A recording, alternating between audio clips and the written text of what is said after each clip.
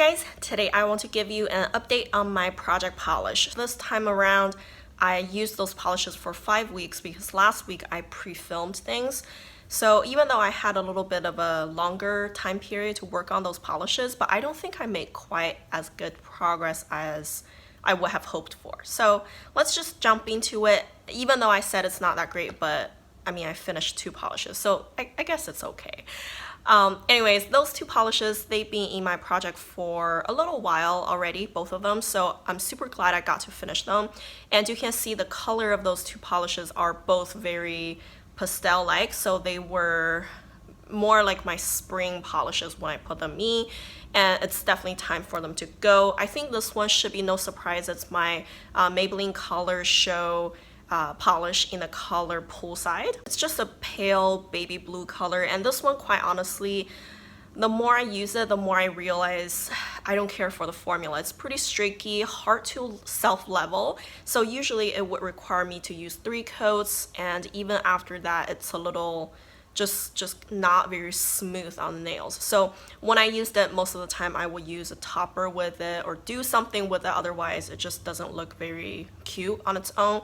But I didn't have much left last time. I was all the way down there, and then there are like mixing balls inside, and you can see the bottom is all glass. So really I didn't have much left of that guy. I just finished it real quick. And then the other one I finished is from Zoya. This one is a mini bottle and the color is Leslie. I do have a full-size bottle of the same color in my collection, so I really wanted to push this one out. And I honestly realized I don't like this color as much on my longer nails now. I used to have much shorter nails and I loved this color, but on my longer nails I just feel it's a little bit too girly to my personal taste. Like, it's not quite my character. Regardless, I finished it. Last time I was all the way up there. You can see I had quite a bit to go, and I just really got tired of the color. I really wanted to finish it because coming like Halloween season, there's no way I'm gonna wear this. I didn't try to do too many crazy things with this polish this month. I only used a topper. This one is from OPI. It's the Hello Kitty collection. You can see the cap is different, and the color is called Charmy and Sugar. You might not even think this is a topper because I believe you can get it opaque on its own with maybe 3 coats, but it's kind of a shimmery sheer base, and it has those like really icy pink or really light pink and gold shimmer, and also it has some light pink bigger size metallic glitters. As a topper, I think they mesh pretty well because you can see the base color is similar in a way. So I like that look, but somehow when I took my pictures, I think the camera just kept seeing right through the reflection of the shimmer. It didn't really pick up the shimmer from the OPI, and it's a mystery to me why it would just skip the shimmer and goes right down to the base. But regardless, I think it's a beautiful combo. I did like the result of it. Then there was a polish that I had in this project for a couple of months now. This is from Essie, and the color is called In The Cabana. You can see my progress marks. That's where I started last update, and this is where I am now. I used it a decent amount, but last time I told you guys I got tired of this polish so very fast. That kind of worried me. I've only used this for 2 months, and I'm already kind of like growing out of it, and I really tried hard to use this a little more this time, and I did 2 kind of more elaborate manis with it. The first one is I used it as a stamping polish because this one is quite opaque on its own. You can pretty much get it opaque on your nails with 1 coat if you're careful enough, and usually that means it can stamp somehow. So I used Essie Gelato as a base, and I love this pale kind of chartreuse color. And the plate that I used is from Your Sugar. It's URL010 plate. And the pattern I used is like the circle right in the middle of the big circle. So it's a kind of messy design, like it doesn't have a strong pattern. The 2 colors are similar enough, but at the same time, you can definitely still tell the difference. I just love that design. I think it turned out so well. I was super pleased with it, and I got to use this polish a little more, so that's always a plus. And the other mani that I did with it is even more elaborate. So I tried out this mini bottle from Le Chat, and the color is called Cabana Cove. So when I use this one, I feel it's more like a milk chocolate shade, or chocolate, maybe with a little bit more pink or flush tone in it. And somehow I just wanted to go with the chocolate design, and I feel this one could be like a mint chocolate kind of feel, you know, in a way. So that was what I was going for. So I did a gradient between those two. And quite honestly, I feel those two colors are both too saturated. So I wasn't too sure how I felt about that. Like the color combo just felt a little strange. And of course, I didn't stop there. I wanted to do even more, so I pulled out my Julep Michelle. I've been using that polish as a stamping polish for quite a few times already. And I used my same plate again, the plate Your Sugar L010. And this time around, I used two images. So one image that I used is this like dripping design in the middle of the circle. And the other image I used is this little like monster looking guy at the corner. And I think it turned out kind of cute. And I don't know, it turned out so Halloween-like. Because I wore it definitely like at the beginning of August, I felt it was just a little too early for Halloween to come around. So, I mean, it's fine. Like, I think it turned out pretty cute. Still, I wasn't too sure about the color combo. Like, it's just, I don't know. Maybe next time I would try the same design, but just with different base colors, like the gradient. Maybe it would turn out a little better. Alright, then I have 3 polishes that I added in last update. So I added 2 full-size bottles and a julep. This one particularly is from Color Club, and the color is called Jack and Jill. It's a really pretty, vibrant raspberry pink color, and it has a very strong blue shimmer. It's just so beautiful, gorgeous. You can get it opaque almost in one coat, and also it's so pigmented. It's like it stains my nails a slight bit, I realize. Regardless, I like this color. I think it's a beautiful summer color, but at the same time, because it's a little deeper, it could even work going into the fall month. So that's where I started when I put it in the project last month, and this is where I am now. And I did a few things with it this month. The first thing I did is I used another Hello Kitty collection polish from OPI as a topper. This one is in the color Starry-Eyed for Dear Daniel. This one is recommended by Polish Talk, and she says this is, I think, one of her favorites, or maybe one of her favorite summer polishes. I don't remember exactly which video I saw it from, but she highly recommends this. This one by itself is a 3-coater because it's just a micro glitter polish. So I played around with it a little bit. In the end, what I had to do is 2 coats of Jack and Jill and then 1 coat of OPI.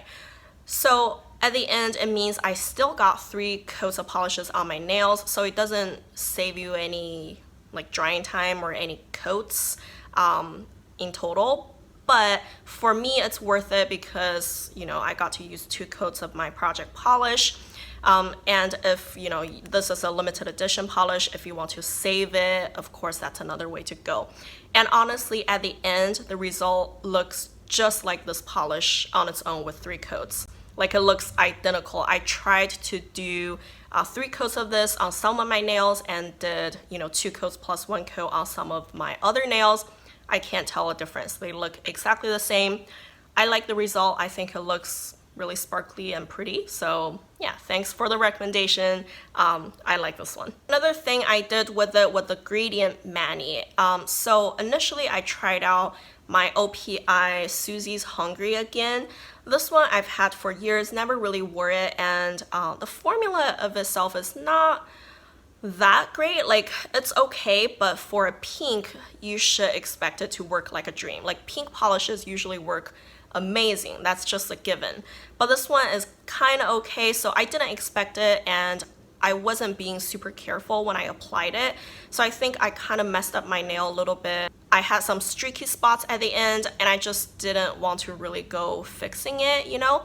So instead of fixing this polish or redo it, I actually just did a gradient with my Jack and Jill. The colors are pretty similar. I think they look more similar on camera right now than in person. On my nails, you can see, you can definitely tell the difference between the two, and I think the gradient turned out pretty, and I enjoyed it. I think it's a little bit more subtle take on gradient, but I think it's still very just pretty and summer appropriate.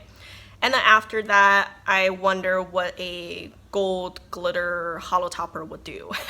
So I topped off that mani with a gold hollow glitter, and this one is from Salon Perfect, and the color is called Champagne Toast. I think it turned out okay, like it doesn't change it too much, and it's pretty, and I don't mind it. But the polish of this topper, can you see that ball? It's like going down super slow. Because this polish is like so thick now. When I like put it upside down now, you see there's a little gap. It's like jello in there. It's not even, it's so gross. I don't know. I'm not crazy about this topper, and I have a, what's that called? Angel Wings, I think, from China Glaze. They are pretty much identical, so I don't need to keep another bottle of this. I feel I probably would just declutter this bottle because it's thick and it's just not really worth reviving. But regardless, I think the mani turned out pretty. It just kind of never dried, so that was a little annoying. Alright, the next one I have, the full-size bottle I added last time, is from Mace Polish. It's an indie brand, and the color is called Duds 005, which means it's a prototype. When I put it in this project last month, it was brand new. There was like nothing to mark because it was like all the way up there, and this is where I am now. So I used it a decent amount, I feel, and this polish is really easy to use. I really love it. It takes about 3 coats, sometimes 2, depends on your application, of course, and it's just a perfect mixture between gold and green and gray. I think it's just such a chameleon color, and it has tons of like gold shimmer. This could be a neutral polish all year round, I feel, so I'm super glad I added this in. And I didn't do too much with it this month. I did use a topper with it. The topper is from Color Club. It's a flaky topper. This is called Snowflakes. And this one shifts from kind of like a gold to green. So I feel because this one already has a gold shimmer, it might look nice in combination. I think that look turned out perfect. Especially the red tone in the flaky topper really shined through the base polish. It gave a kind of like a sunset beach feeling, you know, like the red sun going down, and then you have the sand base. So I thought that was like a perfect beach theme, so I wanted to do some more elaborate mani with it. So I used this water decal, and this one is from Simple Colors. I got it on clearance like years ago from Walgreens. And I cut out some of the designs apparently, and this is all like beach themed pretty much.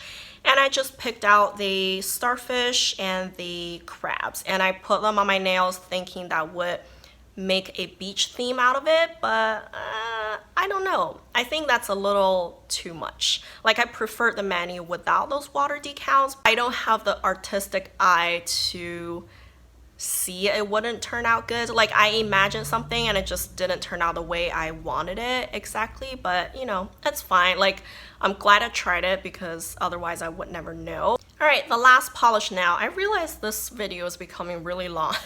Sorry about that, but I did so much with my nails.